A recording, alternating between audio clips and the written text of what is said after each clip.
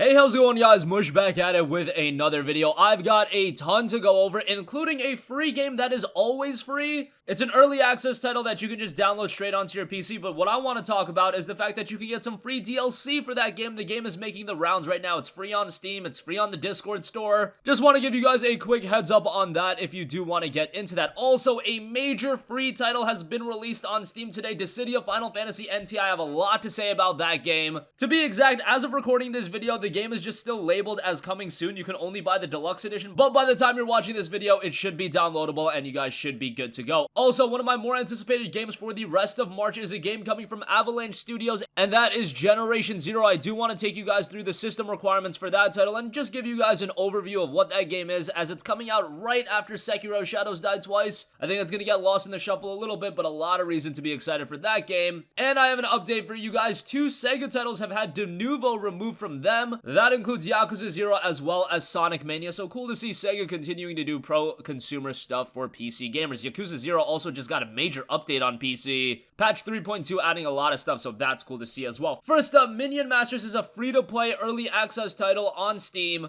And as a free-to-play title, of course, there are some DLC content and whatnot, and one piece of that DLC content is available for free right now, and that is Voidborn Onslaught. It typically goes for $14.99, and it just came out back on March 8th, but it's gonna be free until March 15th. It's been free for a little bit, but I haven't given you guys the heads up on it. Voidborn Onslaught is the faction box for starting your Voidborn army or adding some reinforcements to your existing Voidborn collection. It's a great plus 300% value bundle of minions, including the massive legendary Colossus as well as 2 exclusive Voidborn cosmetics. Everything you get out of the pack is detailed on Steam, and the game itself has you engage in epic 1v1 or 2v2 battles in a fast-paced strategic minion brawler that's easy to pick up but hard to master. In 1v1, you can fight against other players and see how far your skills can take you. 2v2 has you join in with another friend or queue up with strangers to take down other teams in a super intense 2v2 battle.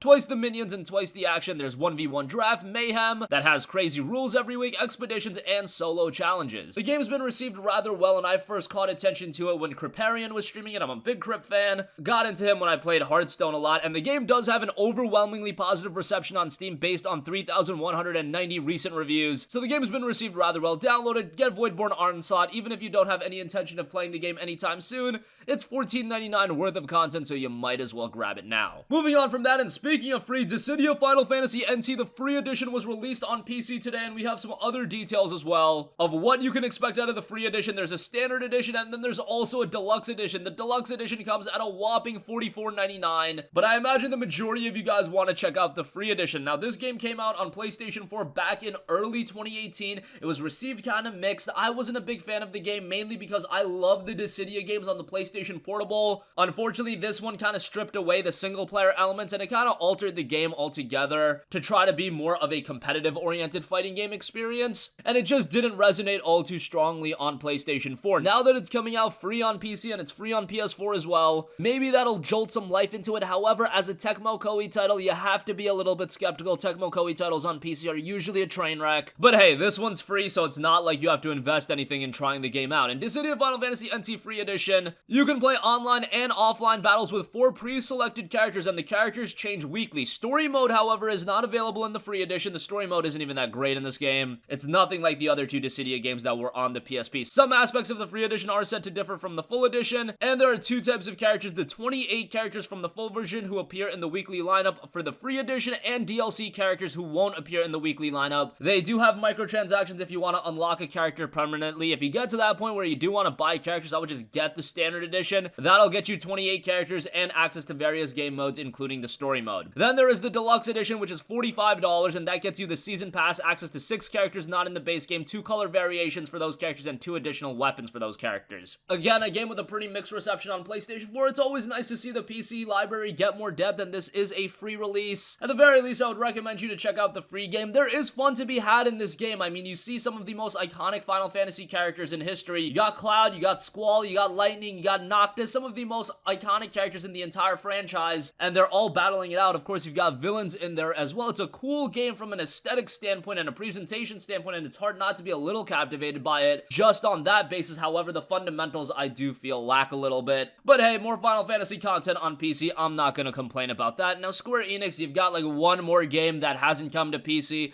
Bring over Kingdom Hearts to PC, and you'll hear me shut the hell up about that. But yeah, at least we have Dissidia Final Fantasy NT, and again, the free edition available right now. Next up, I know the next game the majority of you guys are excited for is Sekiro Shadows Die Twice. That'll be out on March 22nd. However, just 4 days after the release of that, Avalanche Studios, the guys that have done some great open world titles, including some of the Just Cause games. I know Just Cause 4 was terrible, but you look at games like Just Cause 2, you look at games like Mad Max, I thought they were rather good open world games, and now comes their latest open world title, and this one's a pretty cool one, Generation Zero. Generation Zero welcomes you to 1980s Sweden. The local population has disappeared and hostile machines roam the streets. Explore an open world to unravel the mystery, perfect your fighting strategies, and prepare to strike back. You can play alone or together with up to 3 friends, and I think this is a game that's definitely accentuated by its cooperative play. So if you have a couple friends to play with, the experience is gonna be even better. The presentation in this game is so crazy. You've got these gigantic mechs. It's 1980s Sweden, a great setting, and I do believe Avalanche Studios is actually a studio based out of Sweden. Yeah, they're based in Stockholm, Sweden, so that makes a lot of sense for the setting of the game. I think that's something they wanted to do. We do have the system requirements for the game, and they're quite hefty, so let's go through it real quick. On the minimum side of things, you're looking at an Intel Core i5 quad-core. They don't specify what, just an i5, 8GB of minimum RAM, a GTX 660, a ATI HD 7870, or an Intel Pro Graphics 580. So on the minimum side of GPU, nothing too crazy. Recommended is an Intel i7 quad-core, 16GB of RAM, and then a GTX 960 or an R9 284GB.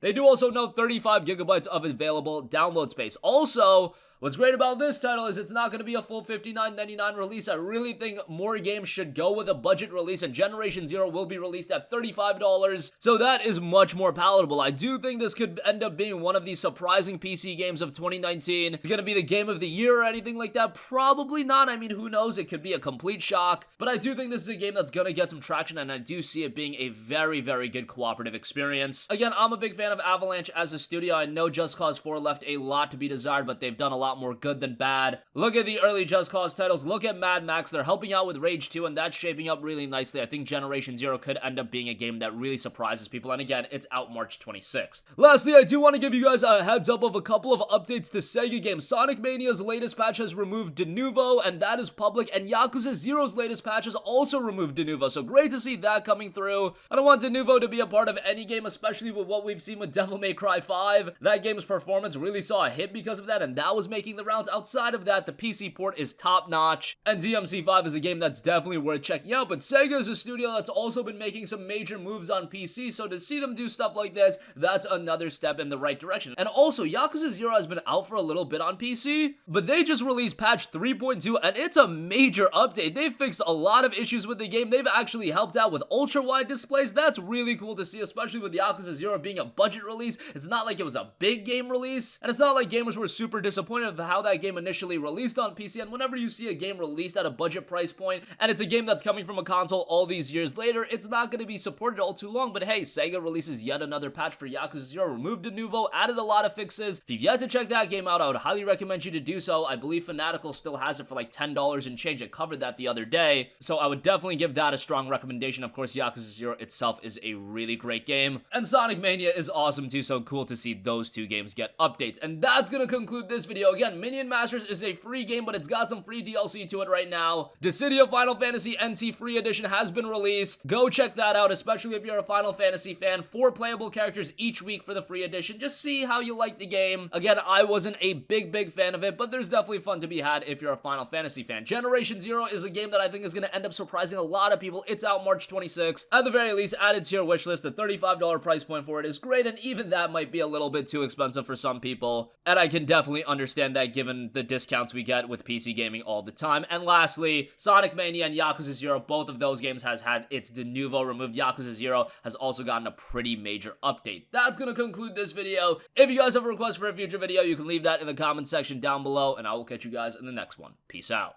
Hey, what's going on, guys? Mush here again. Hope you enjoyed the video. As you guys might know, YouTube's notification system is sometimes a little bit wonky, even if you're subscribed to the channel. Maybe you're not abundantly aware that I uploaded a video. To remedy that situation, make sure you hit the bell notification button. This way, whenever I upload a new video, and I try to upload as consistently as possible, you will be notified directly of the upload, and you can watch it as soon as it goes live. I would really appreciate if you guys hit that button so you can stay up to date with all of the content I'm posting. But as always, guys, thanks for watching, and I'll catch you guys in the next one. Peace out.